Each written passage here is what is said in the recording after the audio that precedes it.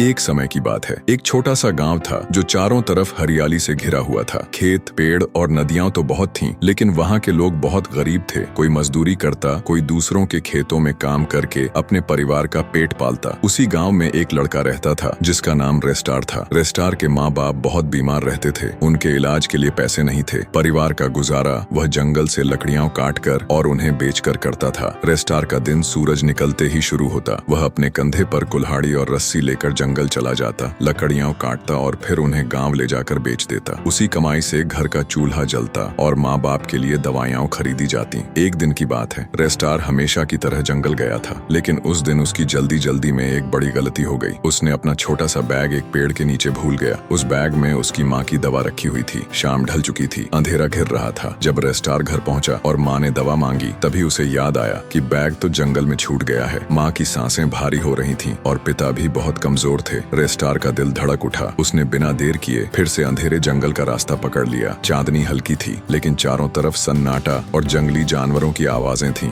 डर तो बहुत लग रहा था, मगर माँ की याद ने उसे हिम्मत दी। कांटों से पैर कटे, झाड़ियों में कपड़े फंसे, लेकिन रेस्टार ने हार नहीं मानी। वह उसी पेड़ तक पहुंचा जहां उसने बैग छोड़ा था। शुक्र था कि बैग वहीं पड़ा था। उसने उसे उठाया और बिना रुके सीधा घर की ओर भागा। जब वह घर पहुंचा और माँ को दवा दी, तो उनकी सांसें धीरे धीरे सामान्य होने लगी। पिता की आंखों में आंसू आ गए। उन्होंने बेटे को गले लगाकर कहा, बेटा, तू ही हमारी सबसे बड़ी ताकत है। रेस्टार ने भी मन ही मन ठान लिया कि चाहे कितनी भी मुश्किल आए, वह अपने परिवार को कभी अकेला नहीं छोड़ेगा। उस रात से वह गांव के लोगों के लिए भी मिसाल बन गया। दोस्तों, अगर आप भी अपनी माँ पापा से सच्चा प्यार करते हो तो कमेंट में जरूर लिखना माँ पापा, क्योंकि माँ पापा ही हमारी असली दौलत हैं।